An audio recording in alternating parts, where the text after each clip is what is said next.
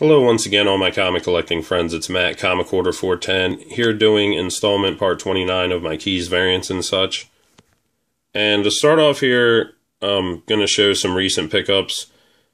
Many of you know I collect the Marvel graphic novel series, and X-Men God Loves, Man Kills was one of the glaring omissions from my collection. It's definitely one of the 2 or 3 most sought after Marvel graphic novels. I read it in the 80s. And hadn't read it since. I read it again, and man, does it hold up well. And it just shows you what a badass Magneto is. Glad I held out because I got an amazing deal, and this copy's very sharp. Minor damage down there, but overall pretty awesome condition. I paid $15 for it. So glad I finally got that one. Picked this up at a sale. Marvel's Tales of the Zombie magazine annual. And I've just always loved this Earl Norem cover here. It's just a painted beauty. So glad to have got that. Big Goon fan, and there's a potential spoiler here, so those of you who don't want to hear it, you might want to turn your volume down until I move this book. But this is the most recent Goon mini. I think number 2 just came out, possibly. But this is Goon, Once Upon a Hard Time. The tagline for this series says, "Debts will be settled, blood will be spilled." And Goon creator Eric Powell said that a major character is going to die in this miniseries. And many people are speculating it might even be the Goon himself, because Eric Powell said this is going to be the last Goon story he does for a while. And he may tell stories about other characters from the Goon universe, but this is the last Goon story he's going to write for a while. So people are speculating it might be the Goon he's going to kill off, which would be crazy. But some of you might want to go ahead and pick up this 4-issue mini. This came out sometime in the last month. I only pick my books up once a month, but got this Justice League Dark. This is the Flash Month variant, and it's just a homage to, by Kelly Jones, to one of my favorite Swamp Thing Bernie Wrightson covers, and it's got Flash disarming the angry villagers. So grab that. I pulled this out. I haven't read the full Miracle Man series since the 80s because the Eclipse Miracle Man 15 is ridiculously expensive. Even the soft covers and hard covers are crazy expensive. But since Marvel's been remastering and reprinting these, granted overpriced at $4.99, I've been picking them up and rereading them. And I just pulled this to say that Miracle Man 15 holds up as one of the best comic book stories ever told, in my opinion. This story is so powerful. The writing, the art, the pacing, the ending that, you know, Marvel and DC wouldn't have the balls to print a book like this. You know, only reprint someone else's work. But they would never do that with one of their major characters, ever. And I don't know. I think if you haven't read it, you should read the stories leading up to Miracle Man 15 to understand what's going on with Miracle Man and Kid Miracle Man. But just a powerful book and amazing. These next couple books got a bit of attention over the past few weeks. I still have to pick up Batgirl 38. It's in my box, but this is the Batgirl 39 Harley Quinn variant. And those 2 books in this have a big reveal about what's going on with Batgirl and Oracle. And this book in particular, Secret Origins 10, went a little crazy the day it came out. The Wednesday it came out, shops apparently underordered it, and people wanted it. It's $4.99 cover price anyway, but people were paying $20 for this book on eBay the day it came out. It was crazy. It's tapered off a bit. They're still going for about $10, but I was glad I was able to get one for cover. Big Richard Corbin fan. Rat God #1 came out last month. Very strange first issue. I'll keep buying it because it's Richard Corbin, but it's just very bizarre. But love that cover. Spawn 250. This was the cover I wanted the most. It's by Greg Capullo and Todd McFarlane, and they're without a doubt the 2 most prolific Spawn artists out there. And just absolutely love this cover. Glad I got a hold of that one. In the dollar bin, I found Slave Labor Graphics Barabbas #1. And always wanted this. Not very expensive book, but I'm glad I held out and found a nice copy here. I mean, this is like a Near Mint VF Plus. Just got some small chipping at the top there, but this was $1.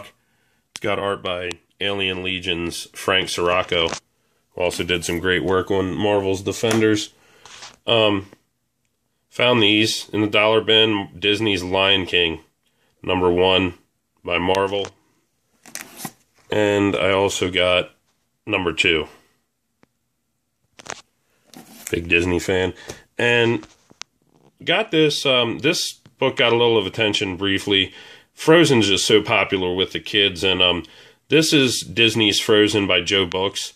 And this was like $4.99 or $5.99 cover price to begin with, but apparently pretty under-ordered and low print run and sold out quick. So when I saw my shop still had them, I grabbed one. Got this too. It's in very awful condition, but this was like $5 or $7. This is Brave and the Bold 62.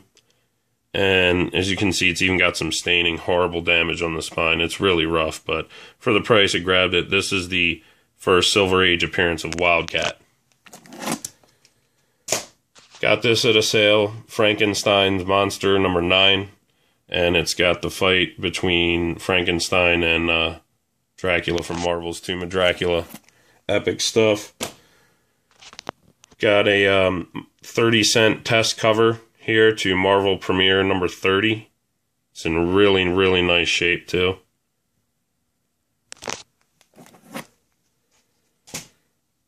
Did a lot of work. I didn't even pull all the ones out I bought, but I did a lot of work on my Weird Western Tales.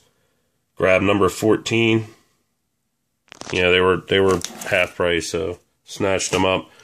#15. This is early El Diablo appearance.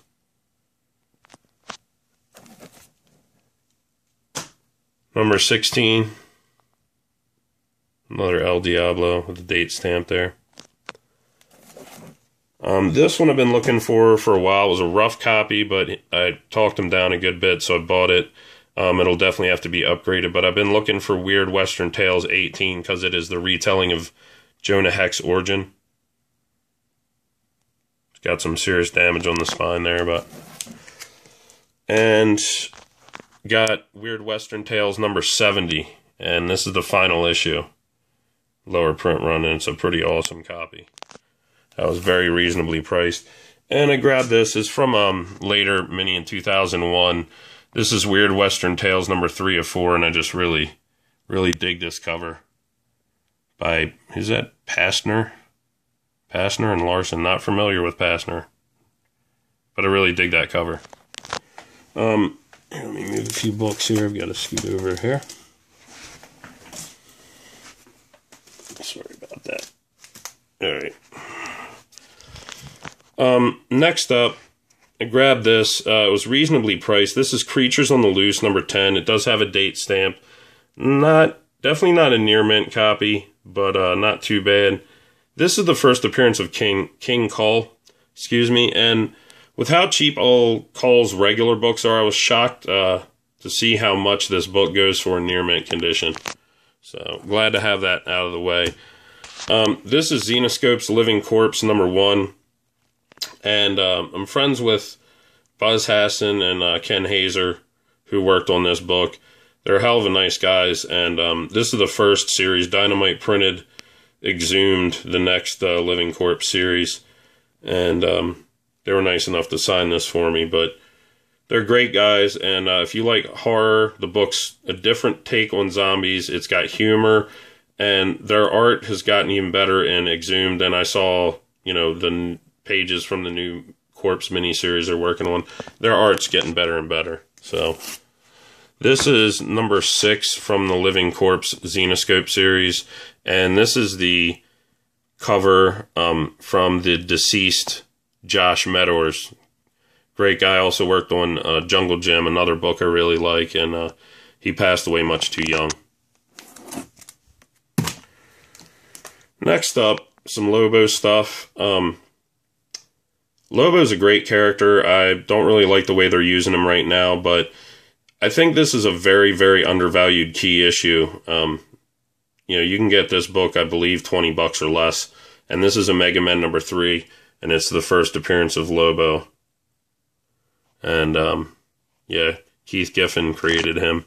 And he didn't look too cool there, but Lobo was red hot in the early 90s, just really popular.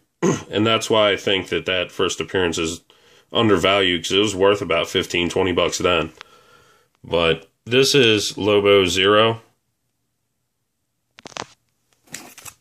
This is Lobo #1 from his first miniseries. This was amazing, by Keith Giffen and Simon Bisley. This is a great miniseries. This is the second Lobo miniseries, #1, Lobo's Back. Again, Simon Bisley on the art. He's fantastic. I just think, to me, nobody does Lobo like him, and they should bring him back.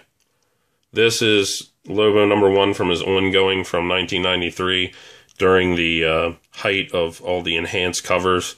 So he said, I got your cover enhancement right here, and it's a foil zipper. Lobo Blazing Chain of Love #1. Lobo Infanticide #1. Yeah, I didn't pull out every issue of every mini, but I have almost all the Lobo solo stuff. This is Lobo Portrait of a Victim, with a beautiful cover here by Glenn Fabry, Preacher fame. Lobo Contract on God #1. I think I'm missing the Paramilitary Christmas Special. I think that's the one I need. Got this recently. I was missing this one, Lobo in the Chair #1. Of course, don't know who did this cover, actually. Martin Edmond, I guess, did the cover, Emond. But didn't have this anyway. And it was a one-shot, I believe. And Scott X1307 sent this to me. So thank you for that, Scott. Lobo Unbound #1. So, yeah, Lobo is a great character. He's had some epic fights with the Justice League, Superman. Good stuff, and very reasonably priced. Next up, I'm going a little out of order, but I just got excited. I don't get excited about too many movie announcements anymore. I've been jaded a bit, I'll admit, but I'm just a huge Robotech fan from when I was a kid. And when they announced, they were toying around with it a year or two ago, but they announced they're going ahead with a Robotech live-action movie. And Tobey Maguire was rumored to be involved, even possibly as a producer. But, you know, say what you want about him as Spider-Man, but he's a big Robotech fan and he knows the series. So I think him being involved could end up being a good thing, especially on the executive level. But if they do go ahead with a movie, you know, what they did with the Robotech cartoon, which is what spurred all this, they took 3 separate Japanese animated series and combined them under the Robotech name. They weren't necessarily related before that. And I like all 3, but my favorite and the most popular is the Macross Saga. And that will very likely be the one that the movie focuses on. So if they do the Macross movie, this might be one that people want to look out for. This is the Robotech graphic novel. And it's by Kamiko from I guess this is what, like 86, 87, something like that. Maybe even earlier. But now, it has to be at least 86. But anyway, beautiful painted cover here by Ken Steacy. This is a great story. Still may have gone up now, but as a month ago, you could get this for like $10-15. And I got interior artist Neil Vokes to sign this for me. This is a DC series from 1985 called Robotech Defenders, and it has nothing to do with the Robotech cartoon series. They just use the name. I think it was more akin to Battletech, if anyone remembers that. This is Robotech #1. Just the first issue was published with the Macross name, and issue 2 they switched right to Robotech to make it, you know, that was the name it was known to over here, but Macross was the name of the Japanese series. So #1 from Kamiko here has the Macross label, but love this cover here with the SDF1 showing how big it is compared to Skyscrapers and a Veritech. And this is a really sharp copy. I was shocked.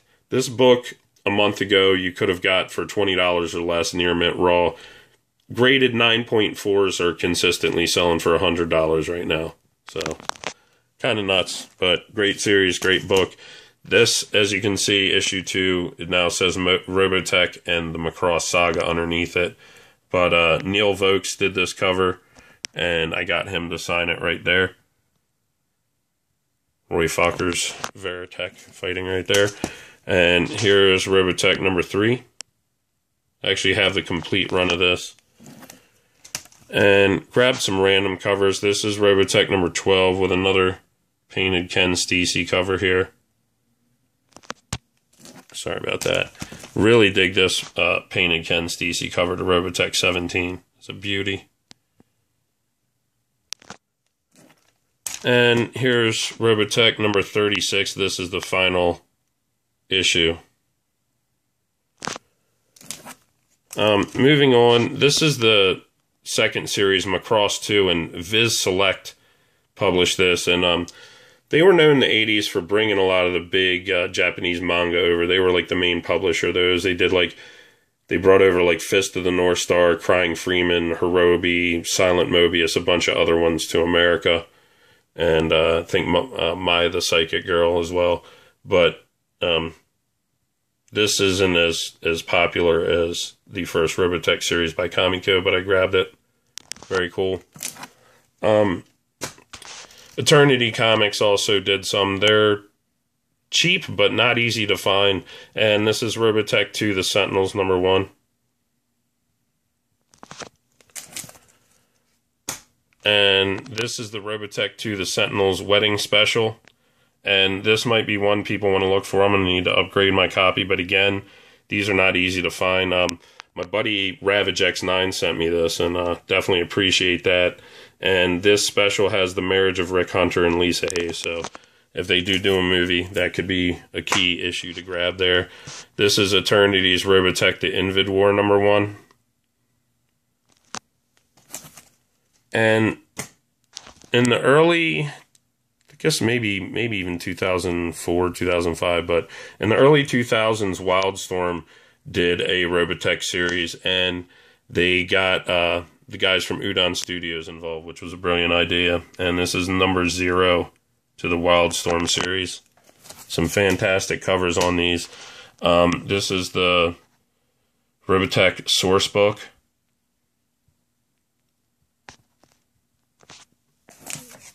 And this is number 1 of the Robotech series from Wildstorm, and Tommy Yoon wrote it, who also did the Speed Racer series, and Long Vo was the guy Udon put on art chores for this book, and that's his beautiful cover to number 1. This is the alternate cover to number 1. I don't think it was like an incentive variant. I think it was just an even split or cover price maybe, but I could be wrong. But this cover is by the great Steve Scroce, who worked on The Matrix. Longbow cover to Robotech number 2. Sorry about the focus there. Dang. Okay, sorry about that. Robotech number 3. I think all the rest of these are Longbow on the cover. Number 4. Beautiful cover here to number 5.